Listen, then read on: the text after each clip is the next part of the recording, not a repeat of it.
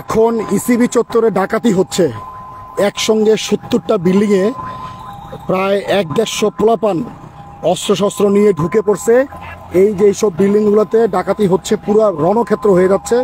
Army এসে পড়ছে, army এসে নিয়ন্ত্রণ নেওয়ার চেষ্টা করতেছে আর কি।